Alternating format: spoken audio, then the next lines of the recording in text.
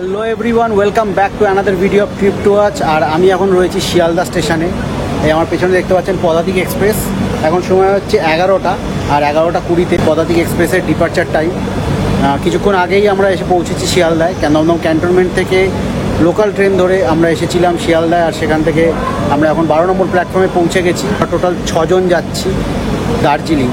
আমার ছেলে অগ্নিবোর স্কুল ছুটি পড়বে, ওকে আনতে যাচ্ছি, আর তার সাথে ঘোরাও হবে। তো ভেতরে সবাই মোটামুটি লাগেজ সেট করে বসে পড়েছে। আমি এরপরে ভেতরে যাব আর গিয়ে আপনাদের সাথে সমস্ত ইনফরমেশান শেয়ার করব। আমার এর আগের পদাতিক এক্সপ্রেসের ভিডিওয়ে অনেকে কমেন্ট করেছে যে অনেক ইনফরমেশান নাকি আমি শেয়ার করিনি। তো আমি তো চেষ্টা করি সবসময় যে ম্যাক্সিমাম ইনফরমেশান শেয়ার করার। কখনো কখনো অনেক ইনফরমেশান বাদ চলে যায়। তো আপনারা প্লিজ কমেন্ট করে জানাবেন যে কী কী ইনফরমেশান আপনারা চান যে আমি শেয়ার করি, যেগুলো আমি মিস করে গেছি। তাহলে আমার সেগুলো নেক্সট ভিডিওয়ে শেয়ার করতে সুবিধা হবে, আমি মেনশন করে দেবো। আর আপাতত ভেতরে যাব আর গিয়ে ট্রেনের সমস্ত ইনফরমেশান আপনাদের সাথে শেয়ার করব।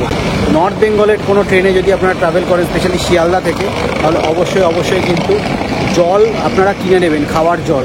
খাওয়ার জল কিন্তু ট্রেনে দেওয়া হয় না। তো আমি সব ভিডিওতে মেনশন করি এটা।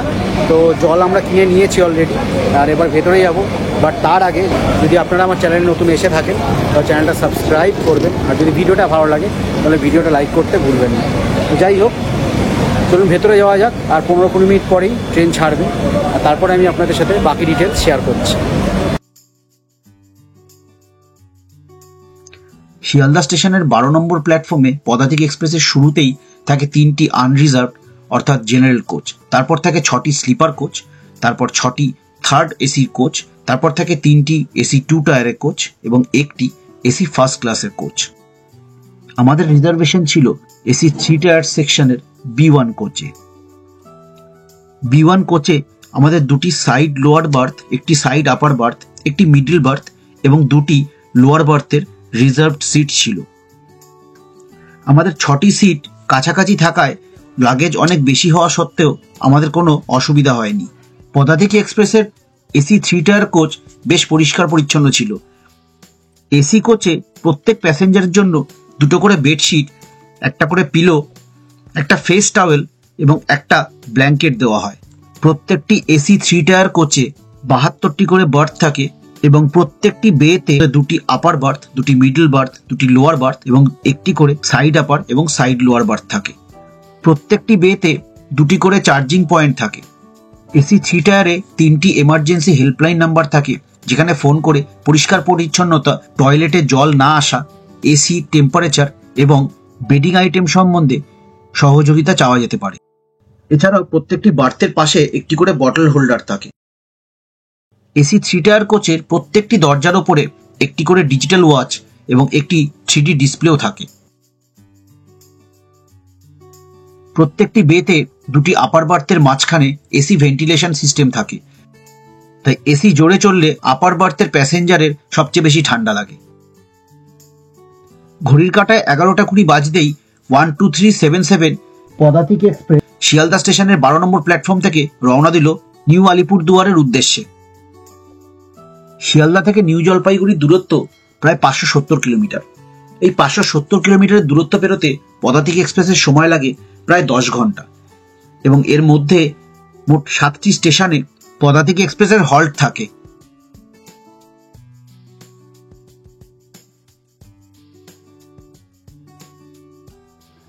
প্রত্যেকটি এসি 3 টায়ার কোচের দুপাশে 2টি করে বড় মিরার, 2টি ওয়াশ বেসিন এবং 2টি বড় ডাস্টবিন থাকে। 12377 পদাতিক এক্সপ্রেসের গতিবেগ ধীরে ধীরে বাড়ছিল, আর আমরা এগিয়ে চলেছিলাম নিউ জলপাইগুড়ির দিকে। 12377 পদাতিক এক্সপ্রেসে রাত্রিভোজের কোনো রকম ব্যবস্থা নেই, তাই আমরা সবাই আমাদের রাতের খাবার বাড়ি থেকেই সেরে নিয়েছিলাম। আইআরসিটিসিও রাতের কোনো খাবার পদাতিক এক্সপ্রেসে সার্ভ করে না। ঘড়ির কাঁটায় 12টা বাজতেই আমরা একে একে সবাই শোয়ার প্রস্তুতি নিতে শুরু করে দিয়েছিলাম। রাত 1টা নাগাদ পদাতিক এক্সপ্রেস এসে পৌঁছেছিল বর্ধমান জংশন স্টেশনে। ট্রেনের বাকি সবাই ঘুমিয়ে পড়লেও আমি তাড়াতাড়ি করে নেমে পড়েছিলাম বর্ধমান স্টেশনে।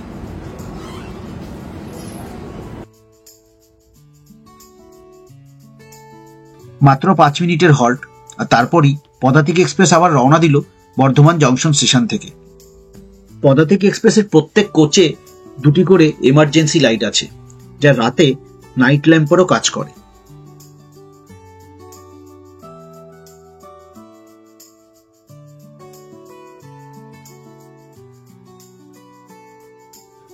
মোবাইলের স্ক্রিনে চোখ বোলাতে বোলাতে কখন রাত 2টো বেজে গেছিল বুঝতেই পারিনি। জানলার বাইরে চোখ যেতেই দেখলাম ট্রেন এসে দাঁড়িয়েছে কবিগুরুর প্রাঙ্গণে।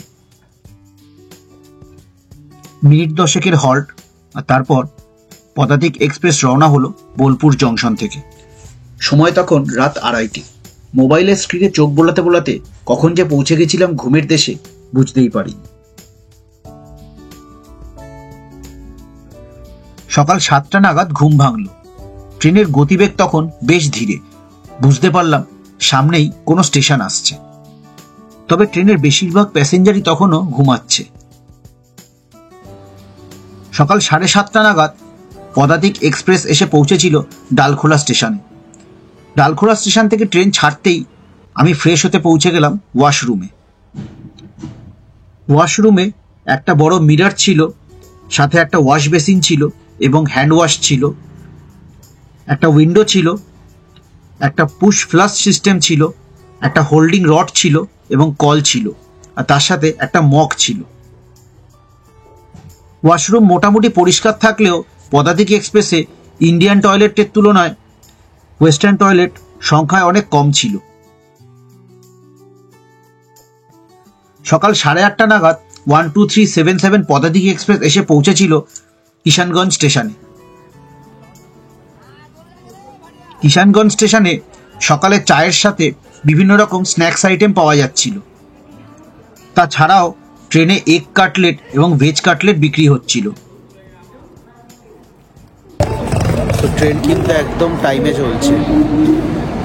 রাতে 8 ঘন্টা লেটে চলছিল, কিন্তু এখন মেকআপ করে একদম টাইমে চলছে। আর এখন কিষানগঞ্জ চলে এসছে। তো এখান থেকে মোটামুটি আর ঘন্টাখানেক লাগবে এনজেপি পৌঁছাতে। বেশিক্ষণ দাঁড়াবে না, এখানে উপরে উঠে যেতে হবে। এখানে একটা খাবারের দোকান দেখা যাচ্ছে, বাট আমি ভেজ কাটলেটের অর্ডার করেছি।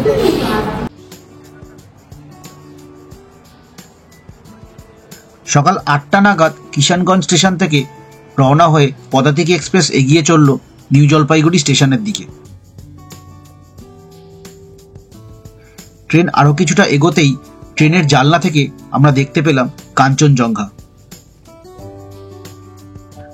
ট্রেনের শিডিউল টাইম অনুযায়ী 12377 শিয়ালদা নিউ আলিপুরদুয়ার পদাতিক এক্সপ্রেস নিউ জলপাইগুড়ি স্টেশনে এসে পৌঁছেছিল সকাল 9:15 নাগাদ। আমাদের সমস্ত লাগেজ গুছিয়ে নিয়ে একে একে আমরা এগিয়ে চললাম এসকেলেটরের দিকে। নিউ জলপাইগুড়ি স্টেশনে এসকেলেটর, ফুটব্রিজ, স্লোপিং ব্রিজ এবং লিফট আছে। নিউ জলপাইগুড়ি স্টেশনে রিনোভেশনের কাজ চলছে, তার জন্য স্টেশনের প্রায় 300 মিটার দূরত্বে তৈরি করা হয়েছে নতুন অস্থায়ী পার্কিং। আমরা আগে থেকেই টাটা সুমো রিজার্ভ করে নিয়েছিলাম এবং ড্রাইভারদাকে সময় মতো নিউ জলপাইগুড়ির অস্থায়ী পার্কিংয়ে গাড়ি নিয়ে অপেক্ষা করতে বলে দিয়েছিলাম। তো এনজেপি স্টেশনে কিন্তু রিনোভেশনের কাজ এখনো পুরোদমে চলছে। এই পাশেও চলছে, আর এই পাশে প্ল্যাটফর্মটা কিন্তু এখানে শিফট করবে, আর স্টেশনটা অনেকটাই বড় করা হবে। তাই জন্য পার্কিংটা এখনো অবধি ওদিকেই রয়েছে। এখান থেকে মোটামুটি 200-300 মিটার হাঁটতে হবে আমাদের। যাই হোক, যারা পার্কিং যেতে চান তারা কিন্তু নেমেই বাঁদিকের রাস্তা দিয়ে চলে যেতে হবে পার্কিংয়ে। আর যারা শিলিগুড়ির দিকে টোটো অটো ধরতে চান তারা সোজা এই রাস্তা ধরে চলে যেতে হবে। আগের মোড় থেকে টোটো আর অটো পাওয়া যাবে শিলিগুড়ির জন্য। আমাদের সব লাগেজ কিন্তু মোটামুটি সেট হয়ে গেছে। দাদা বেঁধে দিচ্ছে, আমাদের রিজার্ভ গাড়ি। এখন সময় হচ্ছে 9:50 আর আমরা রেডি দার্জিলিংয়ের উদ্দেশ্যে রওনা দেওয়ার জন্য। আর সবচেয়ে যেটা ভালো জিনিস শীতকালে দার্জিলিং অথবা এনজেপিতে এলে লাগে, সেটা হচ্ছে এই স্টেশনের থেকে অথবা পার্কিং থেকে কিন্তু ক্লিয়ারলি কাঞ্চনজঙ্ঘা দেখা যাচ্ছে, আর তার পাশে কার্শিয়াংটাও দেখা যাচ্ছে। আমরা তো ট্রেন থেকে কার্শিয়াং আর কাঞ্চনজঙ্ঘা দেখছিলাম। তো এটা কিন্তু বছরের অন্য কোনো সময় অতটা দেখা যায় না, স্পেশালি নভেম্বর, ডিসেম্বর, জানুয়ারি, ফেব্রুয়ারি 4 মাসই একদম স্পষ্ট কাঞ্চনজঙ্ঘা দেখা যায়। দার্জিলিং থেকে তো আরও সুন্দর দেখা যাবে। তো যাই হোক, রওনা দেওয়া যাক। আর যেতে যেতে শুকনা ফরেস্ট, চা বাগান, রোহিণীর ওয়াটারফলস সব দেখা হবে, সেগুলো শেয়ার করবো আপনাদের সাথে। নিউ জলপাইগুড়ি থেকে দার্জিলিংয়ে যাওয়ার জন্য শেয়ার গাড়ি এবং রিজার্ভ গাড়ি পাওয়া যায়। শেয়ার গাড়ির ভাড়া 300 টাকা প্রতিজন এবং রিজার্ভ গাড়ির ভাড়া প্রায় 2500 থেকে 4000 টাকার মধ্যে হয়ে থাকে। এনজিপিতে পৌঁছে কিন্তু প্রত্যেক গাড়ির যাত্রী সাথী রেজিস্ট্রেশন কম্পালসারি হয়ে গেছে। সেটা আপনি এনজিপি থেকে রিজার্ভ করুন কি আগে থেকে গাড়ি বুক করে রাখুন। এনজিপি স্টেশনে পার্কিং থেকে বেরোনোর আগে যে ভিজিটার আছে তার মোবাইলের নাম্বার দিয়ে ওটিপি দিয়ে রেজিস্ট্রেশন করতে হবে।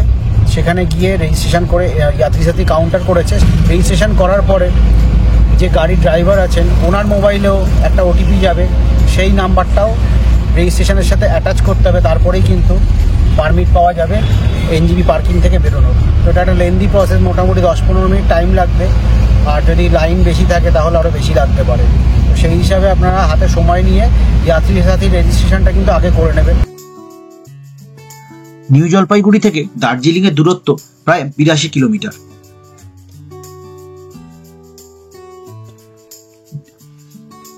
দুটি রাস্তা ধরে নিউ জলপাইগুড়ি থেকে দার্জিলিং অবধি পৌঁছানো যেতে পারে। একটি রাস্তা মিরিক হয়ে ঘুম স্টেশন হয়ে দার্জিলিং পৌঁছায় এবং আরেকটি রাস্তা শুকনা ফরেস্টের ভেতর দিয়ে রোহিণী এবং কার্শিয়াং পার করে ঘুম স্টেশন হয়ে দার্জিলিং পৌঁছায়। শুকনা ফরেস্ট পার করতেই রোহিণীর কাছে দেখা মেলে বিভিন্ন ওয়াটারফলসের এবং পাহাড়ে ওঠা শুরু হতেই চোখে পড়ে বিভিন্ন রং বেরঙের ফুল।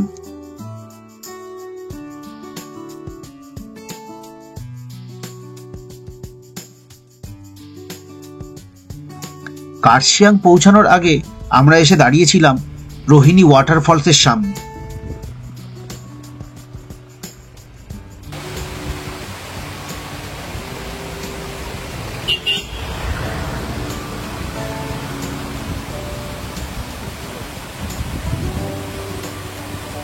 শীতকাল, তাই ওয়াটারফলসের জলের স্রোতটা একটু কম। যদি বর্ষাকালে আসতাম অথবা গরমকালে আসতাম তাহলে কিন্তু জলের স্রোতটা অনেকটা বেশি হতো। কিন্তু এখান থেকে ওয়াটারফলসটা কিন্তু খুব সুন্দর লাগে দেখতে, আর ছবি তোলার জন্য কিন্তু আইডিয়াল জায়গা। তো এনজিপি থেকে দার্জিলিং যাওয়ার সময় অথবা কার্শিয়াং যাওয়ার সময় আপনারা এখানে দাঁড়িয়ে এই রোহিণী ওয়াটারফলসের সামনে দাঁড়িয়ে ছবি তুলতে পারেন, ভিডিও তুলতে পারেন।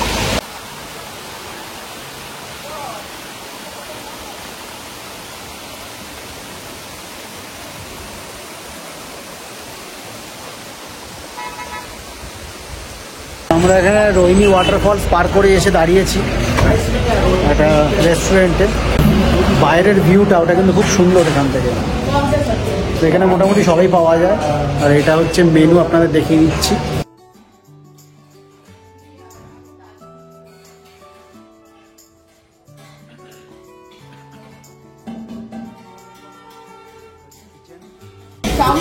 বাইরের সিটিং এরিয়া, কি সুন্দর গাছগুলো রয়েছে চারিপাশ থেকে ঘেরা।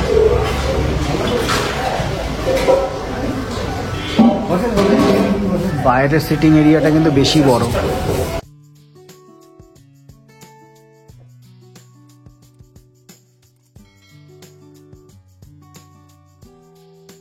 রেস্টুরেন্টের পাশেই কিন্তু একটা ছোট্ট ওয়াটারফলস আছে।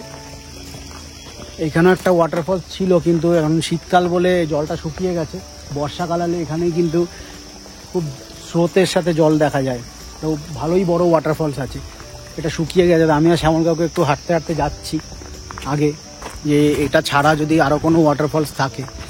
বর্ষাকালে এলে এখান থেকেই ছবি তুলে চলে যেতে পারতাম, কিন্তু এখন যেহেতু শীতকাল তাই একটু এগোতে হবে জলের স্রোত বেশি কোথায় আছে সেটা দেখার জন্য।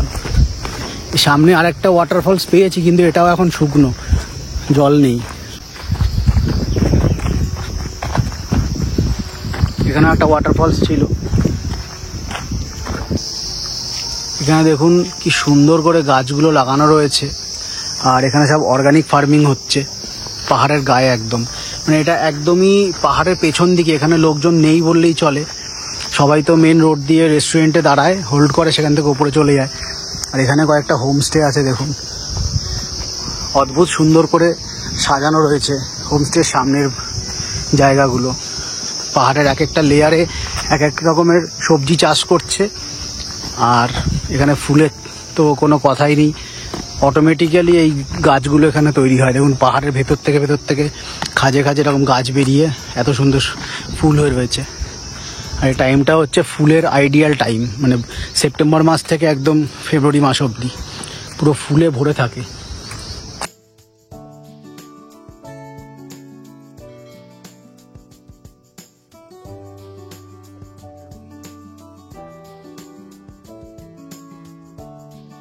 এখানে একটা এত বড় স্কোয়াশ গাছ হয়ে রয়েছে, দেখুন কিরকম ভাবে গাছটার ঝাড় নেমেছে। আর এদিকে দেখুন সব স্কোয়াশ হয়ে রয়েছে। হ্যাঁ, সব স্কোয়াশ হয়ে রয়েছে। এই যে ফল উপর অব্দি পুরো ফল হয়ে রয়েছে, পুরো যদিও এটা কিন্তু শ্যামল কাকুই দেখে চিনতে পেরেছে, আমি স্কোয়াশ গাছ চিনি না। শ্যামল কাকু দেখে বলছে এটা স্কোয়াশ গাছ হবে নিশ্চয়ই। তো দেখলাম পুরো ফলে ভর্তি হয়ে রয়েছে গাছটা, দেখুন কি সুন্দর। মিনিট 10 মধ্যে ব্রেকফাস্ট রেডি হতেই আমরা ফিরে এসেছিলাম রেস্টুরেন্টে। ব্রেকফাস্টে আমরা chicken chowmein, omelette, mix veg, তার সাথে রুটি এবং ছোলা ভটোরা নিয়েছিলাম। পাহাড়ি স্টাইলে বানানো ব্রেকফাস্ট দারুণ টেস্টি ছিল। ব্রেকফাস্ট শেষ করে আমরা আবার রওনা হয়েছিলাম দার্জিলিং এর উদ্দেশ্যে।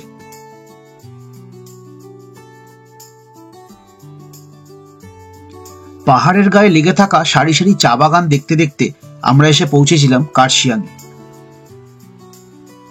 ইউনেস্কো ওয়ার্ল্ড হেরিটেজ সাইটের খ্যাতি পাওয়া দার্জিলিং হিমালয়ান রেলওয়ে। সেখানে রয়েছে 2 মিটার চওড়া ন্যারোগেজ রেলওয়ে, যার ওপর দিয়ে সারাদিনে অনেকবার দৌড়ে যায় টয় ট্রেন। কার্শিয়াং পেরিয়ে প্রথমে সোনাডা এবং তারপর ঘুম স্টেশন পার করে আমরা এসে পৌঁছেছিলাম দার্জিলিংয়ে। দার্জিলিং শহরের ওপর দাঁড়িয়ে থাকা কাঞ্চনজঙ্ঘার মন মুগ্ধ করা দৃশ্য, যা দেখতে দেখতে আমরা এগিয়ে চলেছিলাম আমাদের হোটেল শ্রেষ্ঠা লজের দিকে। দার্জিলিং স্টেশনের সামনে এসে আমরা দেখতে পেলাম ঐতিহাসিক স্টিম ইঞ্জিন এবং তার সাথেই স্টেশনে দাঁড়িয়ে ছিল ছোট ছোট টয় ট্রেন। শিয়ালদা স্টেশন থেকে রওনা হয়ে নিউ জলপাইগুড়ি স্টেশনে পৌঁছানো এবং তারপর সেখান থেকে রিজার্ভ গাড়িতে করে দার্জিলিং পৌঁছানোর সমস্ত অভিজ্ঞতা আমি এই ভিডিওয় আপনাদের সাথে শেয়ার করলাম। আশা করছি ভিডিওটা আপনাদের ভালো লেগেছে। যদি ভালো লাগে তাহলে ভিডিওটা লাইক করতে ভুলবেন না। আর আপনারা যদি আমার চ্যানেলে নতুন এসে থাকেন তাহলে চ্যানেলটা অবশ্যই সাবস্ক্রাইব করবেন। 12377 শিয়ালদা নিউ আলিপুরদুয়ার পদাতিক এক্সপ্রেস সম্বন্ধে আপনাদের যদি কোনো জিজ্ঞাসা থাকে তাহলে কমেন্ট বক্সে অবশ্যই কমেন্ট করে জানাবেন। আমি চেষ্টা করব যত তাড়াতাড়ি সম্ভব তার উত্তর দেওয়ার। আপনাদের সাথে খুব শিগগিরই দেখা হবে একটা নতুন ভিডিওয়ে, একটা নতুন ভ্রমণ কাহিনীর সাথে। ততক্ষণ দেখতে থাকুন ট্রিপ টু ওয়াচ আর সঙ্গে থাকুন।